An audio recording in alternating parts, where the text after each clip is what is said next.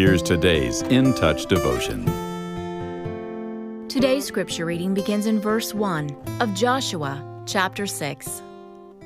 Now Jericho was tightly shut because of the sons of Israel. No one went out and no one came in. The Lord said to Joshua, "See, I have given Jericho into your hand, with its king and the valiant warriors. You shall march around the city, all the men of war circling the city once. You shall do so for 6 days. Also, 7 priests shall carry 7 trumpets of ram's horns before the ark. Then, on the 7th day, you shall march around the city 7 times, and the priests shall blow the trumpets. It shall be that when they make a long blast with the ram's horn, and when you hear the sound of the trumpet, all the people shall shout with a great shout, and the wall of the city will fall down flat, and the people will go up, every man straight ahead."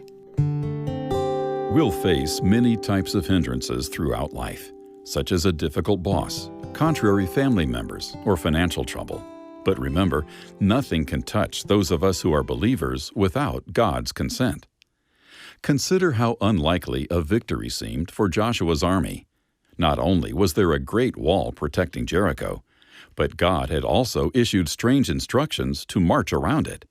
Yet the Lord had promised the Israelites the land, and Joshua believed him. He wasn't fazed by what seemed unconquerable. Instead, he acknowledged God's power and complied. Even before that, God had already been at work, preparing the city for destruction by instilling fear into the kings of that region. It may have been an unlikely battle plan, but because Joshua obeyed, God's people triumphed. It's tempting to wonder if God will help us when we face hindrances. But as was true with Joshua, God has gone before us and is preparing the way. No matter how He chooses to handle a problem, His solution is ultimately always in our best interest. Whenever you face an obstacle, you may experience great heartache.